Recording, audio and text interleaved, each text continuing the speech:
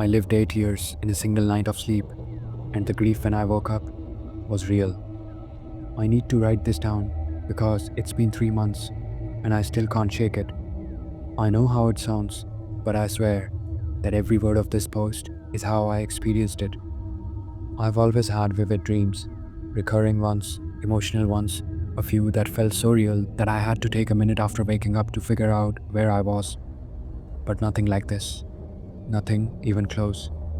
One random Tuesday, I went to bed at my usual time.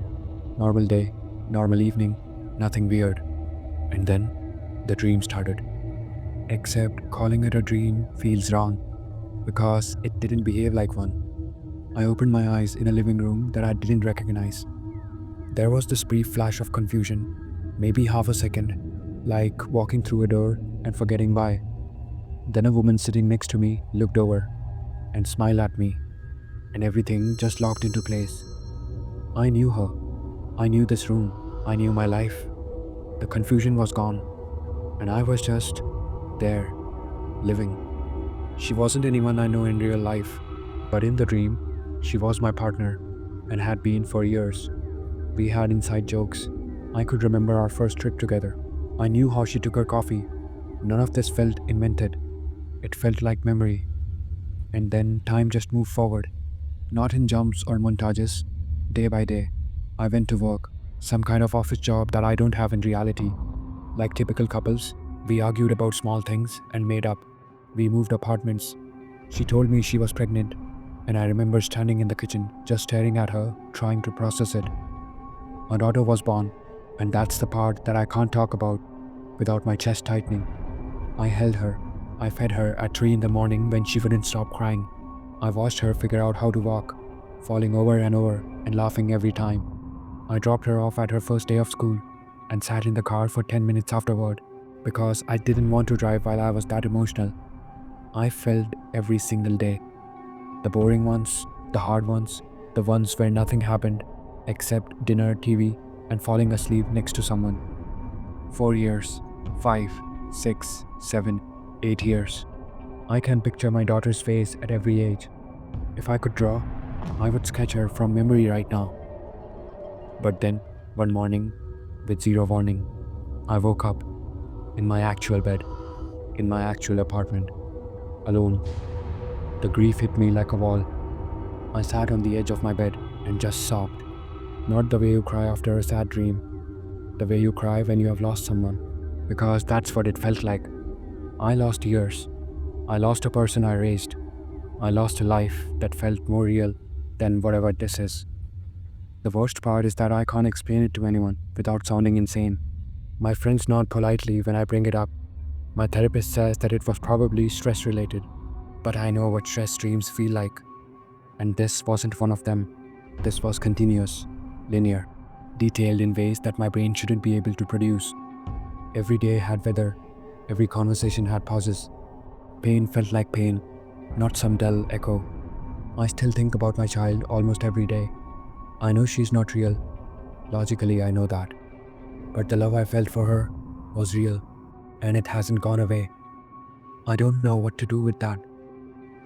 A friend sent me a tool that breaks down your dreams in context of your actual life, and it helped me see that my brain wasn't making up a random story. It was processing something real, maybe grief or loneliness, or some need I hadn't faced yet. I don't know if that makes it easier or harder, but at least it makes sense now. Has anyone else lived an entire life in a dream? Not a vivid scene or a weird night, but actual years that you can remember in sequence. I just want to know that I'm not the only one carrying this burden.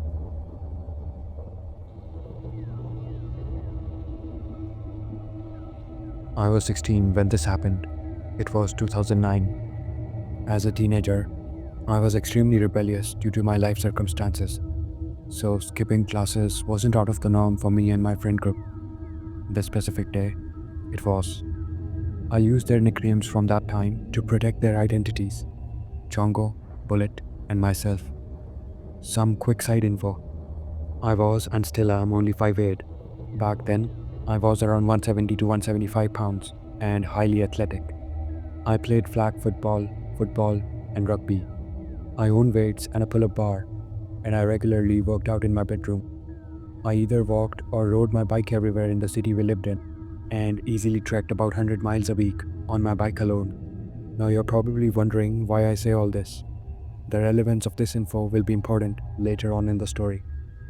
Now on this day, Chongo, who was about 6'1" and 175 pounds, Bullet, who was about 5'9", 150 pounds, and I decided that we would skip class and smoke a blunt at a park about 3 or 4 blocks away from our high school.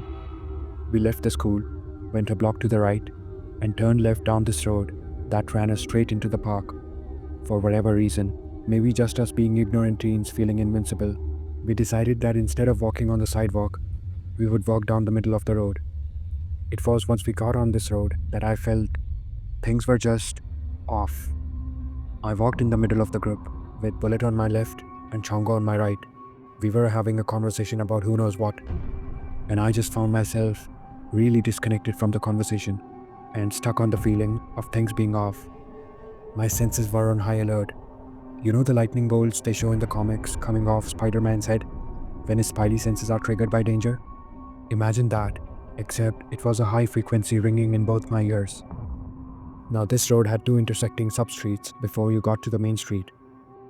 As we began walking through the first intersection, the ringing intensified immensely, then was suddenly cut off by the sound of screeching tires and 2 cars crashing into each other. I turned around to see a car spinning out of control on the road we were walking down and coming right at my 2 friends and I. This car wasn't more than a few feet away and was closing on the distance fast. In that moment, it was like I knew, this is how we die. I could feel it in every atom of my being. The only thing I could do was close my eyes, grab both my friends' arms, brace for impact, and let out a loud but nothing happened. A quick flash and just silence. I opened my eyes to see all 3 of us stopped there in the street, and my friends began asking me if I was okay. I swear, if I had to use the bathroom at that time, I would have shit my pants. The cars were gone, and we were just standing there. I didn't know what was going on, and it made me feel insane. I told them that I was alright, and we proceeded on our walk. They laughed at me and went back to the original conversation. It was when we had just passed the second intersection that things got strange. With the ringing still going off in my ears and my senses still on high alert, it happened. One car coming straight down the road towards us around 30 miles per hour was struck on the right rear tire by a driver who ran the red light at the intersection going at least 70 miles per hour in a 35. The same exact screech of tires, the same exact sound of 2 cars crashing, except a completely different reaction from me. In one swift motion with my left arm, I tossed Bullet off his feet, out of the street and onto the grass that separated it from the sidewalk. With my right arm, I grabbed Chongo by his shirt across his chest, and I tossed him behind my back. Yeah, behind my back. He flew out of the street and landed directly next to Bullet on the grass. I did all this while simultaneously just dodging the car that I was sure was about to kill us all. With it being the early 2000s, I was a size 32, wearing a size 40 pants because that was the fashion at the time. The car hurtling at us hit my pant legs so hard that it caused me to do a complete 360-degree turn. And when I stopped, I was standing over Chango and Bullet with a hand over both of them, and I just asked them if they were alright. There is no way that I could have been that strong or that fast. It was either an extreme rush of adrenaline or I tapped into some godlike superpower. They both just looked at me in utter disbelief. Bullet was staring at me, completely lost for words. And the only thing Chongo could manage to say was that it was some Superman shit right there. And how the heck did I move like that? The only thing I could say was, I don't know, I just reacted. I wasn't going to tell them that I had what I thought at the time was a premonition, that I had seen the event minutes before it actually happened. They would all think I was crazy. The friend group I had would never leave me alone about it, and would clown me forever if I told them that, so I didn't. I now believe that I was given not a premonition, but a glimpse of another timeline, where my 2 friends and I were hit by the car in this wreck, and were killed on impact, or died from our injuries in the hospital. To put it in perspective, the car that was hit when it finally stopped had done a complete 360-degree spin. The right rear tire sat horizontal and inside of a caved-in trunk on an odd totaled car. I am absolutely convinced that it was another timeline. It was so real. I was absolutely sure that the car hit me and my friends, and we died. I didn't feel any pain or anything, just a flash, and it was over. Like I knew that I died on impact, but I didn't. Maybe in another timeline I died, and then jumped to this one. Or I was just given a glimpse of a possible timeline where I died, and the opportunity to change it in this one. I don't know. What I do know is that I'm not a stranger to unexplained phenomena and the paranormal. It has been around me all my life. But this is one event that is burnt into my psyche. It's that one event that trumps all the others. Hearing everyone else's experience definitely brings a lot more clarity and understanding to my situation. It puts me at ease knowing that I am not crazy, nor am I the only one who has had something like this happen to them. I have other occurrences that I will eventually share, but this one is definitely the most prominent.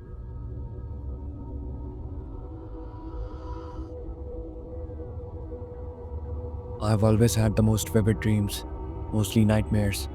My earliest memory is a nightmare. I often die in my dreams.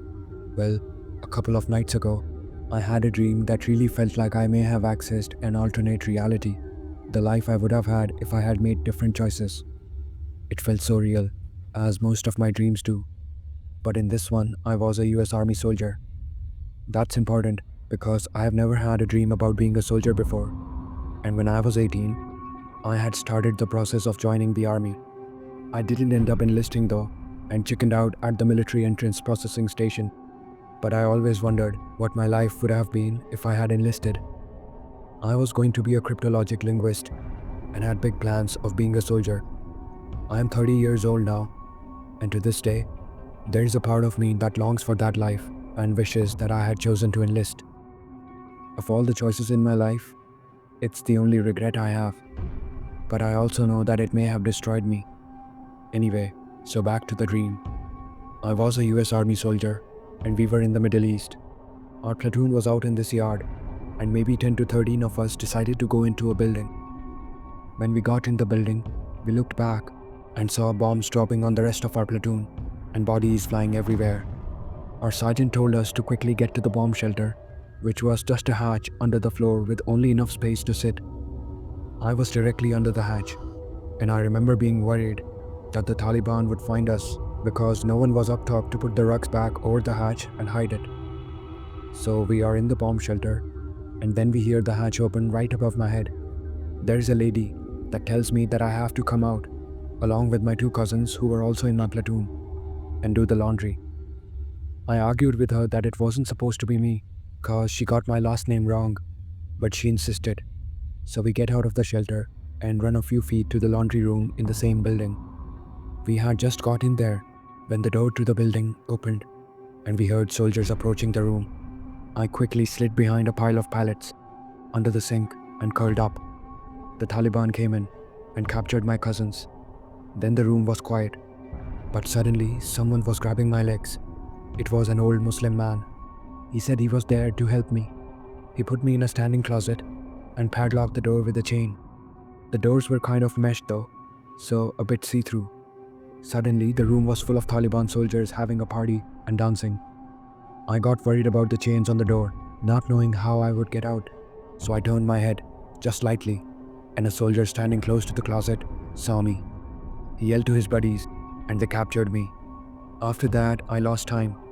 Not like I forgot what happened next, but like I lost a huge chunk of time and memory in the dream itself. That has never happened to me in real life or a dream before. I was a prisoner of war for that missing time was all I knew. I regained awareness when I had been rescued and was back on American soil. Then I was forced to marry an Amish Mennonite man. I am an ex-Mennonite myself and a lesbian, which very well may have been my life had I not left the Amish Mennonite cult.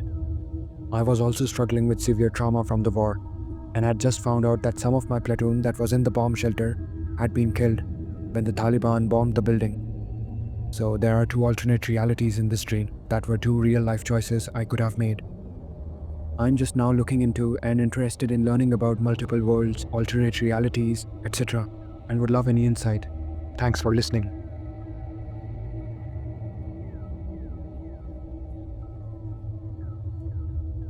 My dream about work turned out to predict something real. I work as a team lead in a warehouse, and most of my days are pretty routine, managing orders, coordinating the crew, and making sure that everything moves out on time. About a month ago, though, I had a really vivid dream. In the dream, my manager handed me a rush order to pick. It felt urgent, like the kind of order that puts everyone on edge. Wanting to make sure that it was handled right, I gave it to one of my most trusted workers. He was reliable, experienced, and always steady under pressure. While he was picking the order, I stayed close by and helped him stage the pallets, wanting everything to go smoothly. As I was arranging the pallets, I suddenly noticed kittens and puppies scattered across them. Some of the kittens even started falling off the pallets. I found myself running around trying to catch them and put them back safely. Then I saw my worker collapse on the ground, unconscious. I ran to check on him, trying to figure out what had happened. But right after, he woke up and continued working as if nothing had happened. Fast forward a month, today, that same worker is in the hospital with a serious illness. He's recovering, but I heard he may never be able to do the kind of work he used to do before. Looking back, I can't help but feel like, in some strange way, the dream was a premonition of what was coming. The dream ended shortly after that, leaving me with an uneasy feeling that I couldn't quite shake.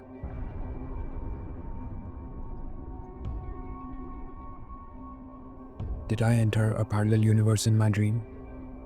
I'm going to start this off by setting the mood. When this took place, I was about 12 or 13, so my memory is a bit spotty. Also, back then in my neighborhood, there was a park from walking distance from my house. So it was about 10:15 p.m. and I was about to go to bed. Nothing out of the ordinary. Everything seemed fine. 5 minutes later, I fall asleep and get an odd feeling, like something is wrong. But I fall asleep before I can question it. In my dream, I wake up from being passed out, and the scenery is the park by my house. Except something is slightly off, and I can't figure it out. Then, people from my true reality that I know kept telling me things like, "You don't belong here," or "You need to leave." Not in a ghostly way, but in a rude way. This whole cycle seems to go on forever, and I can't find a way to get away from them or leave the park.